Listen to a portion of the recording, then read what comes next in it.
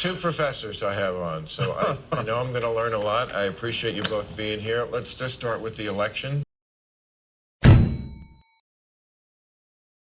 that we had Tuesday. I know off-year elections, people say, oh, they don't mean that much. I still think they do, because it's still our best way for people to be heard, and we're always surprised on election day, because we don't know what people are thinking. It tells us a lot. Democrats got their ass kicked. It was called a woke lash in the media. Some of the places in Buffalo, a socialist named India Walton was alone on the ballot. Republicans did not even run anybody against her. She won the primary. Tells you a lot about how our system works. In the primary, she won among the Democrats. Alone on the ballot, lost to the write-in candidate who was the former Democratic mayor. In New Jersey, my home state, Steve Sweeney, the #2 most powerful politician in the state, lost to Ed Durr. The Senate president has spent 20 years in Trenton. Higher taxes, increasing debt, and a rising cost of living. We deserve better. New Jersey, it's time for a change. So together, let's end single-party rule. Vote for me, Edward Durr, for Senate.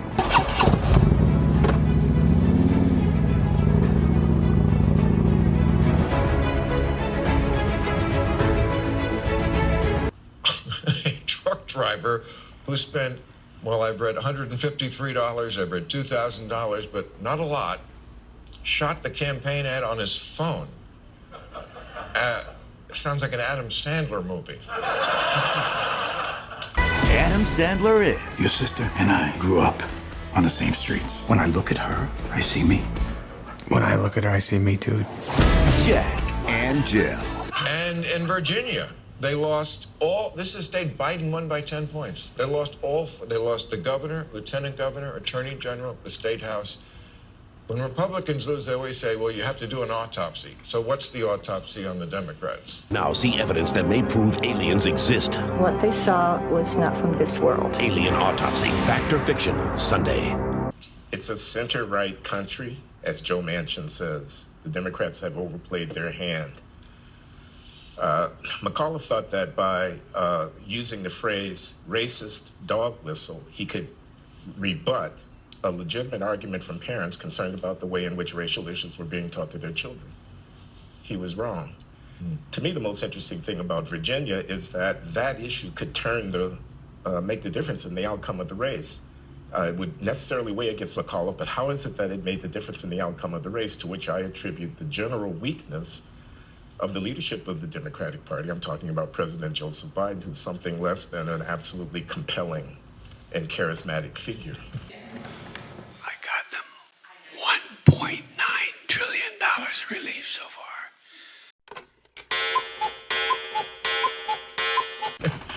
Well, we knew that going in.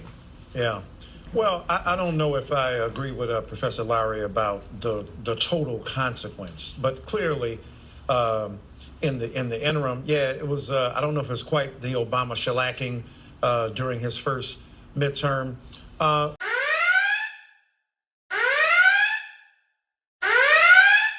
But I think it's more of a mixed message, because India Walton, of course, did, as you say, ran unopposed. The Democratic mayor, who was already suffering because he handled poorly the aftermath of the George Floyd protests and the economic recovery of the Buffalo Renaissance, he took her for granted. He blew her off. He wouldn't even debate her. All right, then he got involved. It's a small potatoes one. Let's talk about the big one in Virginia. But even with Buffalo, the point is that it was not a referendum on whether a Democratic socialist could govern, because she spoke to the issues of the people. When you think about Virginia, dare I say that, yeah, you don't have Trump to beat up on. Maybe one of the lessons was Trump is not a good whipping boy or sufficient as a whipping boy to get you elected. I think that's definitely true. But what's interesting is Trump has been displaced and therefore distributed. What the hell did you just say? Trump has been displaced and therefore distributed, because now you don't need Trump involved. It's like Deus Ex Machina. He's the ghost in the machine. The point is that parents who were spooked by critical race theory, none of whom can define it. When you talk about critical race theory, which is pretty much going to be teaching kids how to hate each other, how to dislike each other. When you ask them what it is, they don't know. You gonna sit here and tell me this lie of critical race theory? Of this the reason why black folks can't get ahead because of white folks? Are you kidding me? This is what we come to now. I can't believe we're even talking about this right now. But what they do know is that black people are being centered. Their history is being taken seriously. Martin Luther King said he wanted his kids to grow up in a world where they are judged by the contents of their what? Their character, not their skin. And if you say you're concerned about history in America, why is it that when it comes to black history, it becomes a bit But I find that a disingenuous argument. Now, if you'll excuse me, I have to dive back into the pool. Because I don't think that is what people are objecting to. I don't think most people, and of course there are some places in this country where they will and some people who will, but they're not objecting to black history being taught. There are other things going on in the schools. Like what? Can we just, like separating children by race and describing them as either oppressed or oppressor? I mean, there are children coming home who are feel traumatized by this.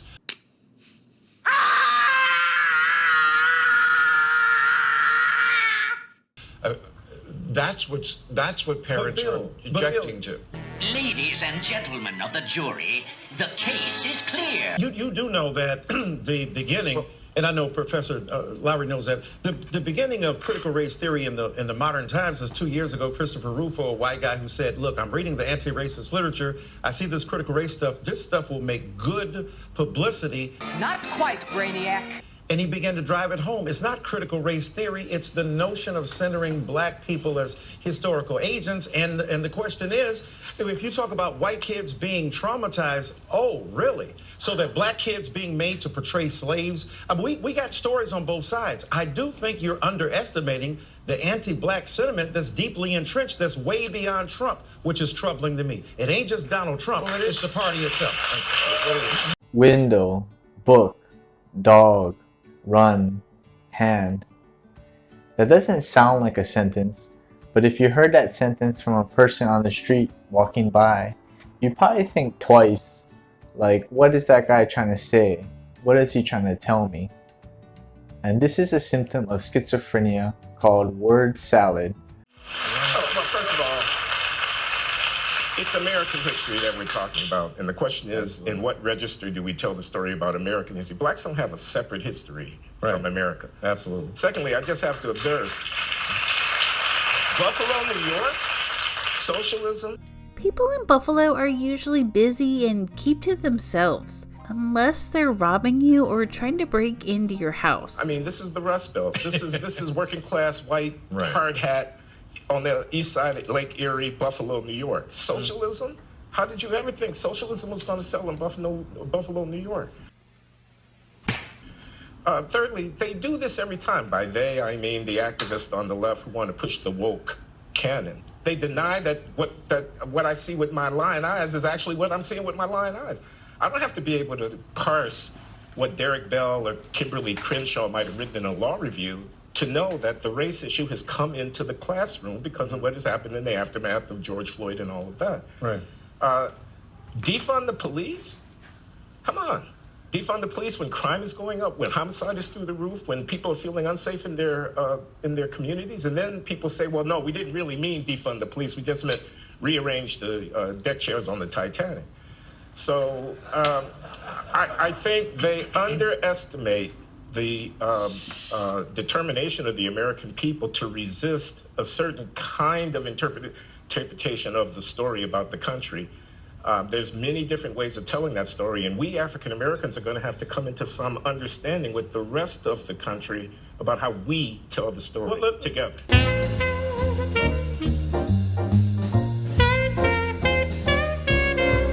Let me say it. That's fascinating. I agree with you that black history is American history, if America realized that, right? The reason there's a segregated Black History Month is because there's been the kind of alienation of the narrative of Black people's participation in the American story. The necessity for then highlighting, underscoring, and spotlighting Black people has been precisely because we've not been seen as American. It started with Thomas Jefferson when he said that Black people are unloyal citizens in the Declaration of Independence and that indigenous people were savages. My point is simply this. To believe that the critical race theory, it's not a debate, right? They're not debating Kimberly Crenshaw or Derek Bell. They're debating the fact that finally, my point is, we look at the textbooks. The textbooks have been doing a horrible job of trying to educate our kids about race. So here's the thing: if critical race theory is getting it so wrong, the fact that finally, go back to a time in history where we textbooks have been doing a horrible job of trying to educate our kids about race. Martin Luther King Jr. a day, and that's it. So it's not as if what was prevailing before critical race theory was a controversial subject. Was a complete and thorough engagement and vetting of Black people in history. Damn it. What? He's using the Chewbacca defense. I say let's have it as American history, but acknowledge us. Why is that to be one? It's like you make it so polar. I mean, like, I'm not making it polar. I'm recognizing. No, but you're saying we have to go back to when they only taught the no, word? this is no. The textbooks are being produced now. I'm not talking about some way back in the day. Right. I'm saying right now they don't even recognize the full complement of identities, conflicts, and tensions that Black people participated in along with Americans, other Americans, to make this nation. Why would a Wookiee, an 8-foot-tall Wookiee, want to live on Endor with a bunch of 2-foot-tall Ewoks? That does not make sense. That's all we're talking about. Give the drummer that's not something. all we're talking about. We're talking about kids who seem to be too young sometimes to fully appreciate all this. I think if they watched you, they probably wouldn't know a lot of those words. You know, so to ask them to, where as opposed to just letting kids be kids, maybe, where usually kids are pretty nice to each other if they're not instructed not to be. Well, I've got a book coming out in May that's called Unequal, directed toward teens. They understand every word in there. I teens do, yes, Kids but we're talking about younger than that. Future. We need to be getting beyond race, frankly. We're in the 21st century, not the 19th century. Look at the intermarriage rates. Look at the number of Americans who understand themselves to be multiracial. Look at how the country is changing. There are more Hispanics by far than there are Blacks. The Asians are here and they are continuing to come. We have to look at what we're going to be as a country down the road. This young generation should not be being put into boxes as black and white. They should be allowed to do what comes naturally, which is cross the lines. We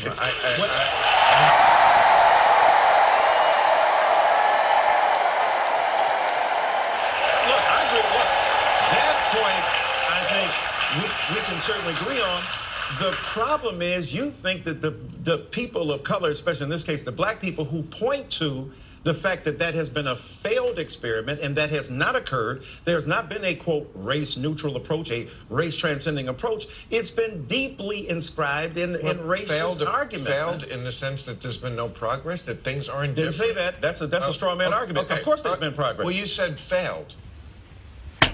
I'm saying failed in this sense. Why would a Wookiee, an 8-foot-tall Wookiee, want to live on Endor with a bunch of 2-foot-tall Ewoks? If you're saying that, look, we need to transcend race and all these boxes people are putting in, Black people are not the ones putting folk in boxes.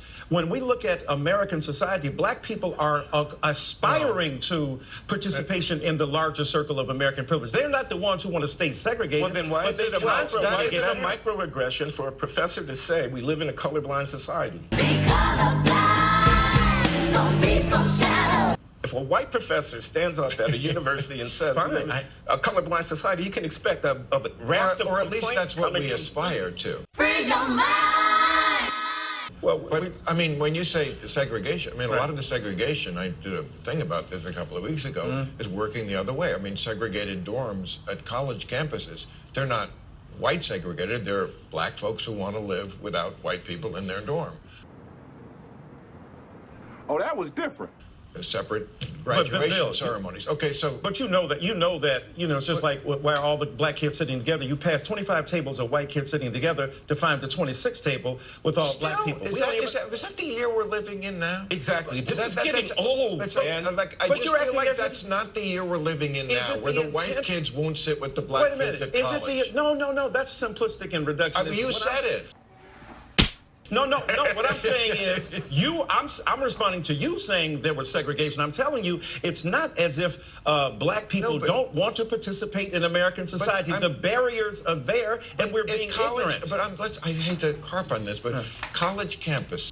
These racist teachers have got to go. Hey, hey, ho, ho. These racist teachers have got to go. I haven't been there in a long time. Right. I'm getting this from movies and TV and every human being I talk to. Other than that, I don't know. But I don't think that on a college campus, it's like the white kids don't want to be with the black kids. I think they want to. I think they want to glom onto their coolness. Hey, why don't you young everybody turn that music down? It's Mike Lay Sick. Woogie boogie. Woogie boogie. Did he just call us awesome? That's not where it's not. It's not white. That's cool anymore. That's not what we're saying. Seminar at Brown, hosted by the Political Theory Project there, in which a guy came and gave a paper. It was a very interesting paper. The audience was almost entirely white. Why? Because the host who invited the speaker is mildly conservative. Oh my God!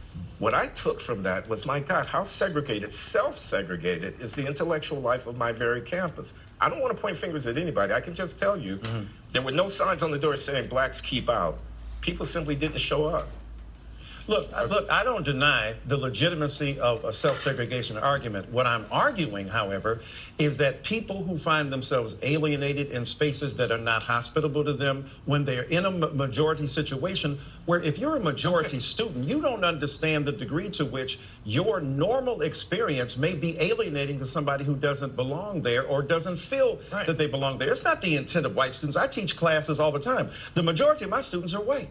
Then African American, Latino, and so on and so forth. So I have a rambunctious United Nations kind of way. But what we do there is we confront some of the issues that in their other classes they're not going to be exposed to. The virtue of having a black professor or a professor who studies that issue and culture is to have a very profound engagement with a set of ideas that many of those white students are not used to dealing with. And that the discomfort comes from challenging the histories that they bring with them. I think that's beautiful. I think what Professor Loury said is good. We should all have the ability to sample each other's cultures and ideas and ways of thinking, but let's not pretend that wait a minute, let's not But we don't pretend want to live in the same house to do it. No, but wait a minute. Let's not pretend that black students who are talking about living in a themed house are the ones who are carrying the water for a segregationist impulse in America. That's just not true. That's just not true. That's just not true. Everywhere you look, that's called a themed house. Everywhere you look, you see a contradiction of what my good brother here is saying. You look at what's going on in the newsrooms of the major newspapers in this country, 1619 Project, the New York Times, and so forth and so on. You look at what's going on in the foundation world where they give out the awards and they give out the grants. They are definitely politically correct and woke on the racial issues. Look at what's going on in the personnel offices of the big companies of this country. They are managing their brands by making sure that they get the window dressing right with respect to the racial issues. There's no question that the left, broadly speaking, has won the culture wars, not the political wars or the economic wars, but the cultural wars, which is why you see, Chevron celebrating diversity and the CIA draping itself in the rainbow flag and celebrating its female agents. And on and on. So How is look at 1619 the segregation, though? Of a major magazine. It's Jake Silverstein, the editor, I'm not saying it's along with segregation. Nicole What Hannah I'm Jones, saying is, black and white together, talking about 1619 and talking about American I'm not history trying to through the debate the prism of race. 1619 Project. I'm trying to say powerful institutions are orienting themselves to be open to the very questions that you're saying they're not open to. That's all we talk about in this country is race. No, hardly all we talk about.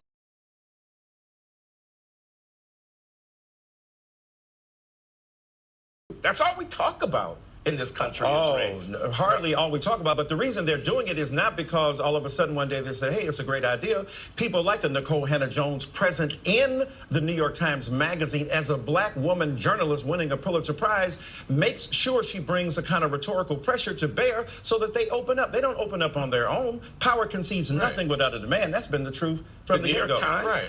So the New York Times, absolutely. And it's good that it was. It's good that it was written and that we can debate it.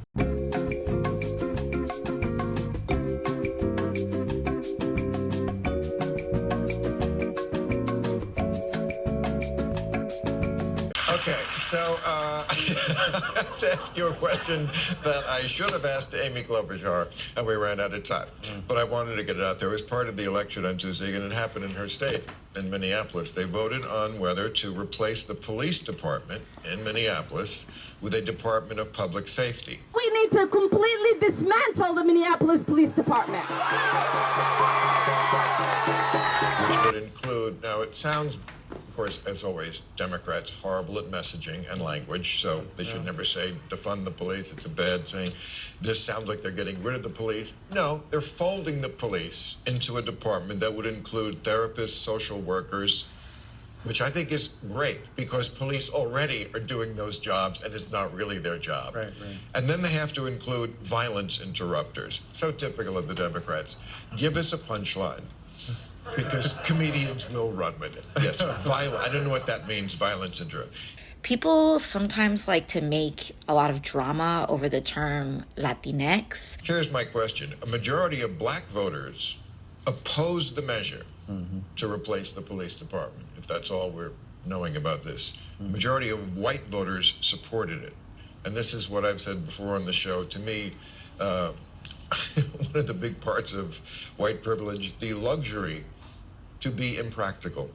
And when they do polls, they often find that, it's the white liberals who are way more liberal than the mainstream black person. And I think only 28% of blacks self-identify as liberal. I don't think this is complicated. I think people who live in high crime neighborhoods want to be protected from the depredations of criminals. Right. I think the blacks are living in areas where they are being victimized by carjackings and muggings and homicides and drive-by shootings. And the police are not a panacea, but they definitely are on the right side of that equation. The whites are not living in those neighborhoods. They're not having those experiences, and they don't have the same feelings about the police. Yeah. No, I agree. And this is precisely because I would be an outlier, right? The majority of black people, black people call the cops more than anybody, quite frankly. What the hell did you just say? Look, black people call the cops more than anybody, quite frankly, because they're living in such horror. They're living in such tight situations where their property is at stake, their lives are at stake. So yeah, they want to call the cops, but they want the cops when they show up not to mistake them for the criminal and not kill them. Yes, of course. But that's why they are at least open to a notion of reform. Like you said, I'm not against the left learning some skill and some game. Do you want the commercial or the product? So we're invested in certain proprietary language and stuff. I don't give a darn about the language. Whatever it is, if we're going to remove resources, look what happened in L.A.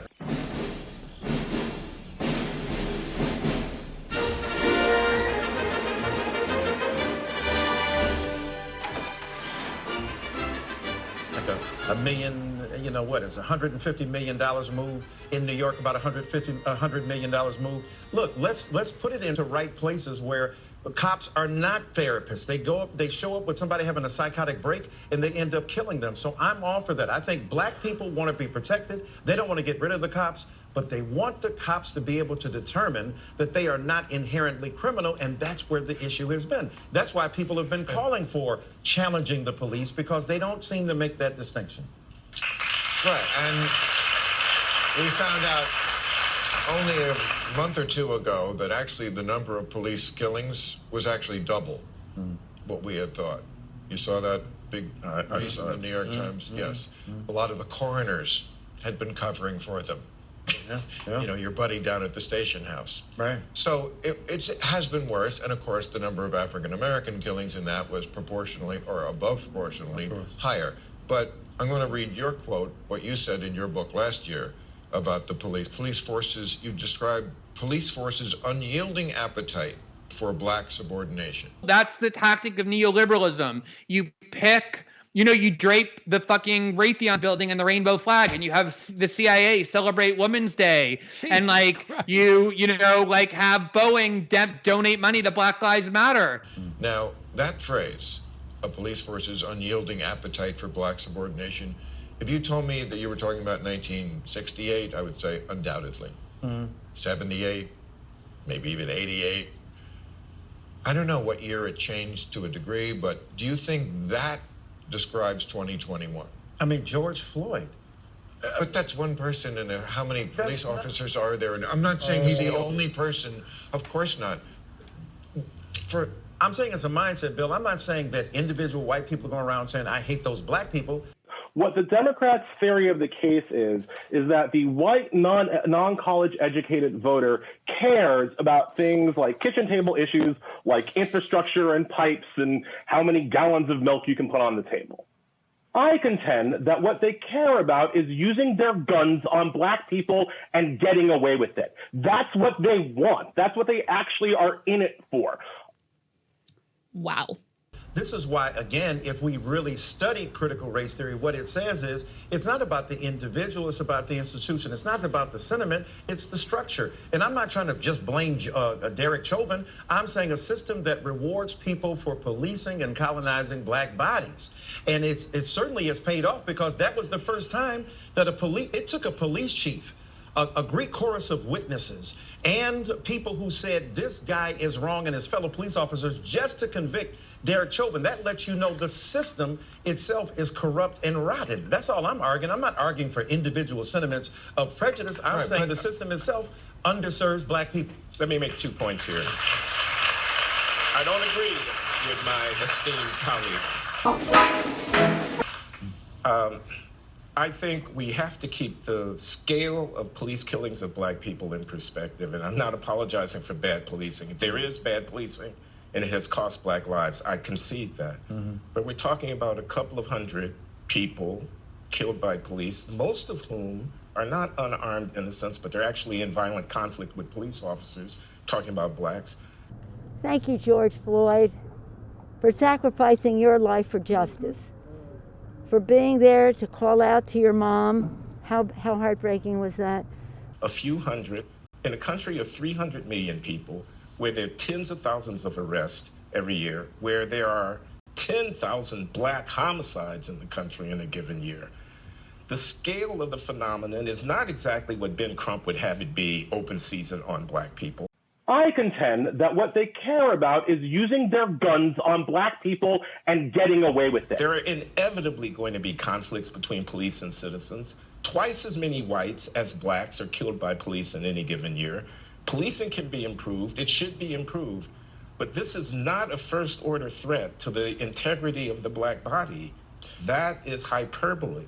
I would argue, look. I have 2 points. I'm sorry. Make the second. No, the second point is, let's deracialize this conversation, man. Police who act badly are police acting badly. Citizens who get hurt are victims of bad policing. It doesn't matter what color they are. Because once you go down this road of racializing encounters between police and citizens, some of whom are criminals, you invite in the mind of citizens a calculation about, well, how many crimes are being committed by blacks? And I don't think we want that calculation in the minds of citizens, because quite a few crimes are being committed by blacks. Look, there is no question that when you look at black people who are killed and killed by other black people, it's like in the 90s, right?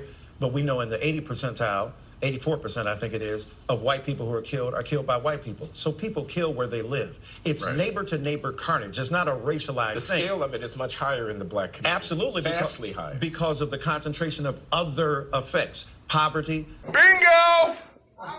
Bingo! Poor education, poor health care, and the like. So no question about that. We're going to agree with that in broad scope. Lack of opportunity. A tremendous lack of opportunity. And bad values. And gangs. But wait a minute. weapons. But white people, wait a minute. White people have, if January 6th showed us nothing, but white people, wait a minute. White people have, but white people, wait a minute. White people have, but white people, wait a minute. White people have bad values, have bad activity, have bad behavior, and they live to tell the story about it in the face of the cops.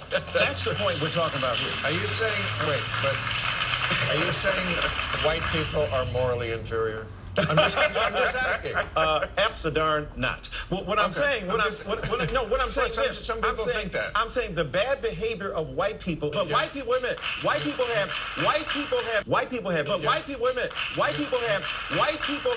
minute, white people is not penalized in the same way that the bad behavior of black people is. So if we're going to be equal about it, let's then penalize black behavior. What I'm saying to you is that there are a bunch of white thugs who never get suspected because they don't have a kind of profiling going on, and they get away with literally murder. You have to remember, when you're in that jury room deliberating and conjugating the Emancipation Proclamation, does it make sense? No. Ladies and gentlemen of this supposed jury, it does not make sense. If Chewbacca lives on Endor, you must acquit. The defense rests. But white people, wait a minute. White people have, but white people, wait a minute.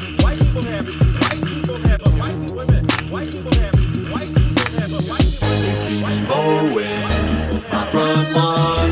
I know they're all thinking I'm so white and nerdy. Think I'm just too white and nerdy. Think I'm just too white and nerdy. Can't you see I'm white and nerdy? Look at me, I'm white and nerdy. I wanna roll with the gangsters. But so far they all think I'm too white and nerdy. Think I'm just too white and nerdy. Think I'm just too white and nerdy. I'm just too white and nerdy. Really white and nerdy. First in my class there at MIT. Got skills, I'm a champion of D&D. MC Escher, that's my favorite MC. Keep your 40, I'll just have an Earl Grey tea. My rims never spin, to the contrary. You'll find that they're quite stationary. All of my action figures are cherry. Stephen Hawking's in my library. My MySpace page is all totally pimped out. Got people begging for my top 8 spaces. Yo, I know pie to 1,000 places. Ain't got no grills, but I still wear braces. I order all of my sandwiches with mayonnaise. I'm a whiz at Minesweeper, I can play for days. Once you see my sweet moves, you're gonna stay amazed. My fingers moving so fast, I'll set the place ablaze. There's no killer rap I haven't run. At Pascal, well, I'm number 1. Do vector calculus just for fun. I ain't got a gap, but I got a soldering gun. Happy Days is my favorite theme song. I can sure kick your butt in a game of ping pong. I'll ace any trivia quiz you bring on. I'm fluent in JavaScript as well as Klingon. The part I sing on. See me roll on my Segway. I know in my heart they think I'm white and nerdy. Think I'm just too white and nerdy. Think I'm just too white and nerdy. Can't you see I'm white and nerdy? Look at me, I'm white and nerdy. I like to roll with the gangsters. Although it's apparent I'm too white and nerdy. Think I'm just too white and nerdy. Think I'm just too white and nerdy. I'm just too white and nerdy. I get so white and nerdy. I've been browsing, inspecting X-Men comics, you know I collect them. The pens in my pocket, I must protect them. My ergonomic keyboard never leaves me bored. Shopping online for deals on some writable media. I edit Wikipedia. I memorize Holy Grail really well. I can recite it right now and have you ROTFLOL. I got a business doing websites. While friends need some code, who do they call? I do HTML for them all. Even made a homepage for my dog. Yo, I got myself a fanny pack. They were having a sale down at the Gap. Spend my nights with a roll-up bubble wrap. Pop, pop, hope no one sees me getting freaky. I'm nerdy in the extreme and whiter than sour cream. I was in AV Club and Glee Club and even the chess team. Only question I ever thought was hard: what do I like, Kurt, or do I like Picard? Spend every weekend at the Renaissance Fair. Got my name on my underwear. They see me strolling, they're laughing and rolling their eyes cause I'm so white and nerdy. Just because I'm white and nerdy. Just because I'm white and nerdy. All because I'm white and nerdy. Holy cow, I'm white and nerdy. I wanna bowl with the gangsters, but oh well, it's obvious I'm white and nerdy. Think I'm just too white and nerdy. Think I'm just too white and nerdy. I'm just too white and nerdy. Look at me, I'm white and nerdy. But white people, wait a minute. White people have, but white people, wait a minute. White people have.